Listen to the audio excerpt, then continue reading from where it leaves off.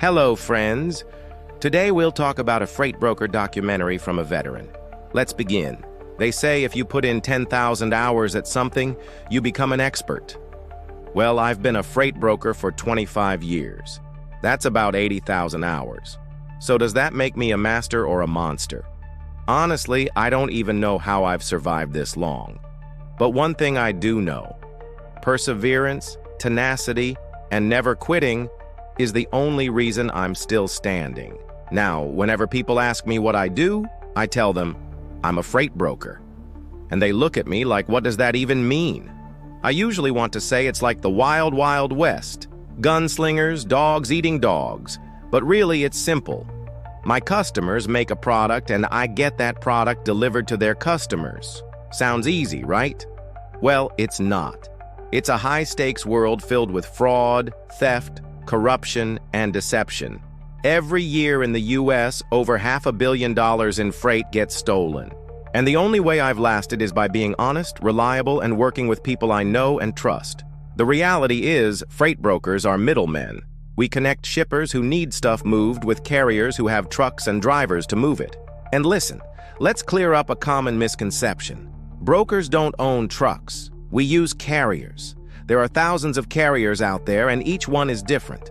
Some are small solo operators, others have big fleets. We have to find the best carrier for the load based on price, location, capacity, and reliability. It's kind of like playing Tetris, except instead of colorful blocks, you're arranging truckloads, and instead of clearing lines, you're clearing routes.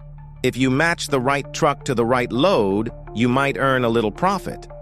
But if you mess up, you'll lose money fast. Now, when someone books a shipment with us, we take all the details: the type of cargo, the pickup and delivery dates, the route. Then we find the perfect carrier for that job. Once we got everything sorted, we sign the contract. And now we're officially a party to the agreement.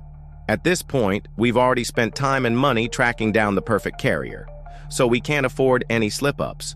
But here's the thing. Sometimes unexpected events happen, like accidents or weather problems that can delay a delivery. And that's where our work really begins. We have to communicate with everyone involved to figure out a new plan. This is a 24/7 job, folks.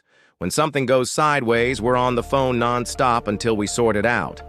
If you think that sounds stressful, wait till I tell you about cargo theft. According to the DOT, almost 79,000 truckers fell victim to cargo theft in 2020. That's a lot of headaches and heartaches. To avoid getting scammed, we check the carrier's credentials, insurance, and safety ratings, and our carrier compliance team is one of the best in the industry. But even with all those precautions, cargo theft is a constant worry. I had a load of chocolate nuts stolen once. $155,000 gone, freight never found, crooks never caught.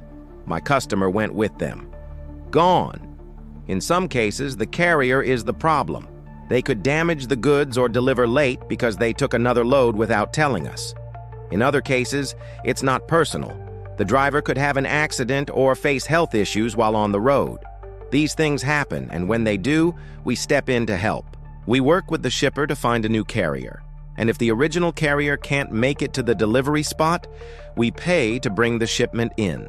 No matter what happens, we make sure that the customer gets their shipment. To stay ahead of the game, we constantly scout for new carriers and negotiate rates. It's a full-time job, but finding the best deal for our customers is worth it.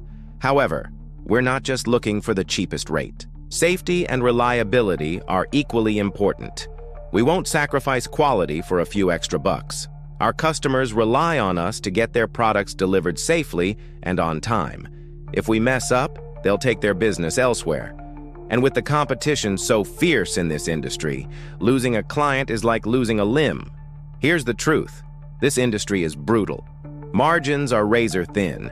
You make pennies on the dollar, and one mistake can cost you a customer overnight. I've lost good accounts over things completely out of my control. From identity theft rings to stolen chocolate nuts, to a truckload of Monster drinks, to contaminated shipments where nobody takes the blame. The losses sting, but you have to keep moving. You have to get back into the trenches, making cold calls and hoping for a shot at the next load. It's sink or swim. And yet here I am, still in the fight. Sometimes it's theft, sometimes contamination, sometimes finger-pointing with no solution. But in the end, the broker takes the blame. That's the burden we carry. This industry can be a sickness. We make pennies on the dollar. Don't make a mistake or you'll be slaughtered. It's high-risk stakes, moving freight state to state. Another one gone in an instant. The tide has turned. Yesterday is gone. What did I do wrong? Flip of a coin. I stay in disbelief. How could my customer leave? Still, experience undeniable. Sink or swim, I'm more than able, though it may be grim. And that fight? I captured it in this poem, a look inside the trenches of freight brokerage. Freight has no home like a foster child just roams and roams into the wild world of freight brokers fighting in the trenches underbidding each other, losing all incentives.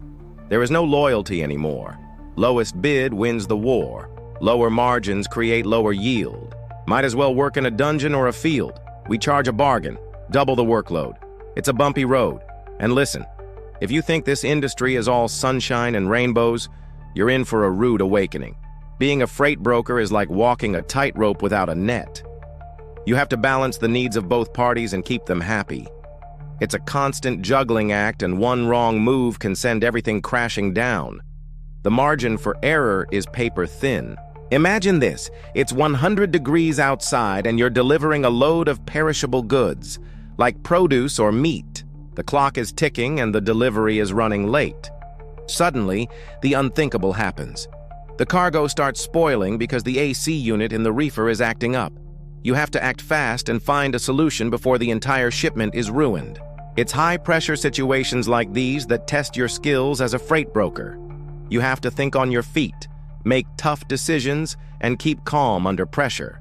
If you crack under the pressure, you'll lose the customer's trust, and that's something you can never recover from. The secret to success in this business is communication. You have to stay in constant contact with your clients and carriers, keeping them updated on any changes or delays. It's a lot of work, but it's essential to building trust and keeping everyone on the same page. In fact, I always tell my team, if you think you can wing it in this industry, you're dead wrong. If you cut corners, you'll burn out fast. The only way to make it in this business is to hustle, grind, and never give up. It's a constant battle to find the best deals, keep your clients happy, and stay one step ahead of the competition. But for me, that's what makes it all worthwhile. The thrill of the chase, the satisfaction of a successful delivery, and the feeling of knowing that I'm the guy my clients rely on to get the job done. It's a great life. Well, it's a great life, or is it?